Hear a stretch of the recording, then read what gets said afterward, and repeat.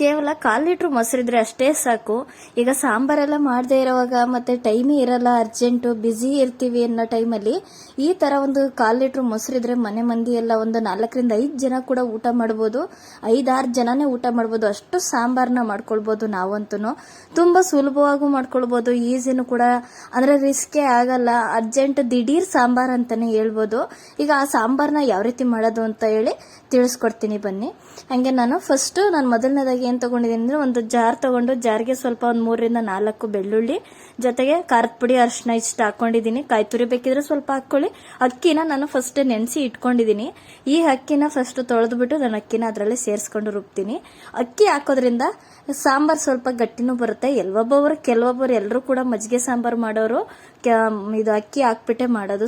ಅಕ್ಕಿನ ಮತ್ತೆ ರುಬ್ಬೋದಕ್ಕೆ ಹಾಕೊಂಡು ಅಕ್ಕಿ ಹಾಕ್ತಾರೆ, ಒಬ್ಬೊಬ್ರು ಕಡಲೆಬೇಳೆ ಹಾಕೊಂಡು ಮಾಡ್ತಾರೆ. ರುಬ್ಕೊಂಡು ಬರ್ತೀನಿ. ಅಷ್ಟರಲ್ಲಿ ನಾನು ಮೊಸರು ಹಾಕೊಳ್ತೀನಿ. ಒಂದು 1/4 ಲೀಟ್ರ್ ಅಷ್ಟು ಮೊಸರು ಹಾಕೊಂಡಿದ್ದೀನಿ. ಹಾಕೊಂಡು ಕಡ್ಕೊಳ್ತೀನಿ ನಾನು. ಇನ್ನು ಅಷ್ಟು ಫುಲ್ ಹಾಕೋದೇನು ಬೇಡ, 1/4 ಲೀಟ್ರ್ ಹಾಕೊಂಡ್ರೆ ಸಾಕಾಗ್ಬಿಡುತ್ತೆ. ಜಾಸ್ತಿನೇ ಆಗುತ್ತೆ ಸಾಂಬಾರು. ಈಗ ಮನೇಲಿ ಯಾರಾದ್ರೂ ಬಂದಿರ್ತಾರೆ, ಅವಾಗ ದಿಢೀರ್ ಅಂತ ಸಾಂಬಾರ್ ಮಾಡಿರಲ್ಲ, ಅವಾಗ ಮೊಸರು ಇರುತ್ತೆ. ಅವಾಗ ಮೊಸರು ಕೊಡೋದಕ್ಕಿಂತ ಈ ರೀತಿಯಾಗಿ ಸಾಂಬಾರು ಸಿಂಪಲ್ ಆಗಿ ಈ ತರ ಸಾಂಬಾರ್ ಮಾಡ್ಬಿಟ್ಟು ಮಜ್ಜಿಗೆ ಸಾಂಬಾರ್ ಮಾಡಿ ಅದಕ್ಕೆ ನೆಂಚ್ಕೊಳ್ಳೋದಕ್ಕೆ ಹಪ್ಳನೋ ಸಂಡ್ಗೆನೋ ಈ ರೀತಿಯಾಗಿ ಬಜ್ಜಿನ ಬೋಂಡನ ಹಾಕೊಂಡ್ರೆ ತುಂಬಾ ಚೆನ್ನಾಗಿರುತ್ತೆ. ಟೇಸ್ಟ್ ಅಂತೂ ಸಾಂಬಾರು ಕೂಡ ಅನ್ನಕ್ಕಂತೂ ತುಂಬಾ ಚೆನ್ನಾಗಿರುತ್ತೆ. ಇದು ಮುದ್ದೆಗಿಂತ ಅನ್ನಕ್ಕೆ ತುಂಬಾ ಚೆನ್ನಾಗಿರುತ್ತೆ. ನಾನು ಫಸ್ಟೇ ಹೇಳ್ತಾ ಇದ್ದೀನಲ್ಲ, ಅನ್ನಕ್ಕೆ ಮಾತ್ರ ತುಂಬಾ ಚೆನ್ನಾಗಿರುತ್ತೆ, ಸೂಪರ್ ಆಗಿರುತ್ತೆ ಸಾಂಬಾರು, ಮಜ್ಜಿಗೆ ಸಾಂಬಾರು.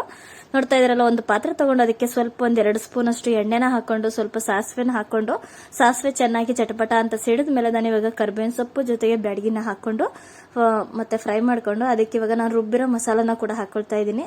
ಇಷ್ಟು ಕೊತ್ತಂಬರಿ ಸ್ವಲ್ಪ ಹಾಕೊಳ್ಳಂಗಿದ್ರೆ ಹಾಕೊಳ್ಬಹುದು. ಇಷ್ಟ ನಾನು ಸಿಂಪಲ್ ಆಗಿ ಸಾಂಬಾರ್ನ ತೋರಿಸ್ತಾ ಇರೋದು.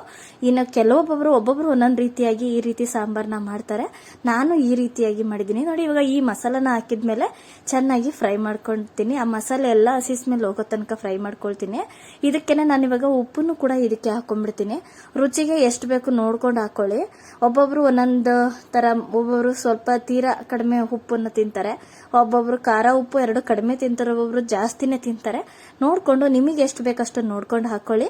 ಹಂಗೆ ಯಾರಾದ್ರೂ ಹೊಸಬ್ರು ನನ್ನ ಚಾನಲ್ ನೋಡ್ತಾ ಇದ್ರೆ, ಯೂಟ್ಯೂಬ್ ಅಲ್ಲಿ ನೋಡ್ತಾ ಇದ್ರೆ ಸಬ್ಸ್ಕ್ರೈಬ್ ಮಾಡೋದನ್ನ ಮರಿಬೇಡಿ. ಫೇಸ್ಬುಕ್ ಅಲ್ಲಿ ನೋಡ್ತಾ ಇದ್ರೆ ಫಾಲೋ ಬಟನ್ ಒತ್ತೋದಂತೂ ಮರಿಲೇಬೇಡಿ.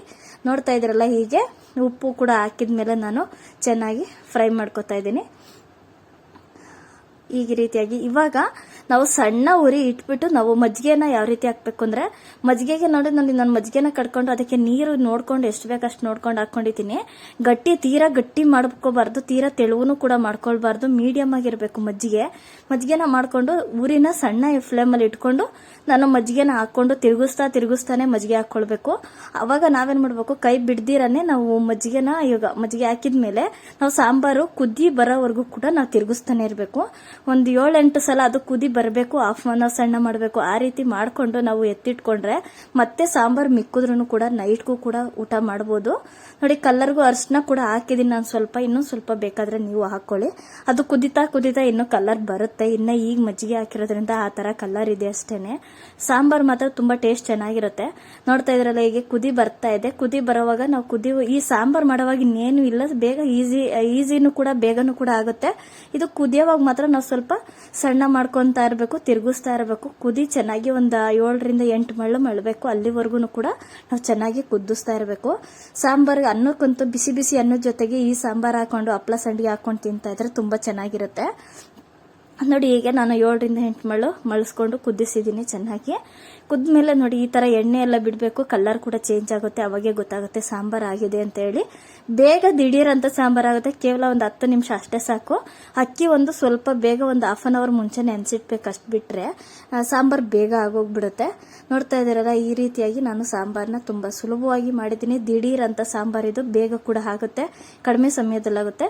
ನೋಡಿ, ಹೀಗೆ ನಾನು ಇವಾಗ ಬಿಸಿ ಅನ್ನದ ಜೊತೆಗೆ ಸರ್ವ್ ಮಾಡ್ಕೊತಾ ಇದ್ದೀನಿ. ತುಂಬಾ ಚೆನ್ನಾಗಿರುತ್ತೆ. ಇದಕ್ಕೆ ನೆಂಚೋದಕ್ಕೆಲ್ಲ ನಾನೇನು ತಗೊಂಡಿಲ್ಲ. ನೀವು ಬೇಕಿದ್ರೆ ನೆಂಚೋದಕ್ಕೆ ಹಪ್ಳ ಸಂಡಿಗೆ ಏನಾದ್ರೂ ಮಿಕ್ಸ್ಚರ್ ಖಾರ ಆ ರೀತಿಯಾಗೂ ಕೂಡ ಹಾಕೊಳ್ಬಹುದು. ಬೋಂಡಾ ಬಜ್ಜಿ ಆ ರೀತಿನೂ ಕೂಡ ಮಾಡ್ಕೊಂಡು ತಿನ್ಬೋದು. ಇಲ್ಲ ಅಂದ್ರೆ ಸಾಕು, ಇದೇ ಸಾಂಬಾರ್ನೇ ಹಾಕೊಂಡು ಹಪ್ಳ ಉಪ್ಪಿನಕಾಯಿ ಹಾಕೊಂಡು ತಿಂದ್ರೆ ಚೆನ್ನಾಗಿರುತ್ತೆ. ತುಂಬಾ ಟೇಸ್ಟ್ ಅಂತ ಸಖತ್ತಾಗಿರುತ್ತೆ. ಎಲ್ರಿಗೂ ನಮಸ್ಕಾರ. ನಾನು ಮುಂದಿನ ವಿಡಿಯೋದಲ್ಲಿ ಇನ್ನೊಂದು ವಿಡಿಯೋದೊಂದಿಗೆ ಸಿಗ್ತೀನಿ. ಹಂಗೆ ಯಾರೆಲ್ಲ ಸಬ್ಸ್ಕ್ರೈಬ್ ಮಾಡ್ಕೊಂಡಿಲ್ಲ ಅಂದ್ರೆ ನನ್ನ ಚಾನಲ್ ಸಬ್ಸ್ಕ್ರೈಬ್ ಮಾಡ್ಕೊಳ್ರಿ, ಕೊನೆವರೆಗೂ ವಿಡಿಯೋ ನೋಡಿ. ಎಲ್ರಿಗೂ ನಮಸ್ಕಾರ.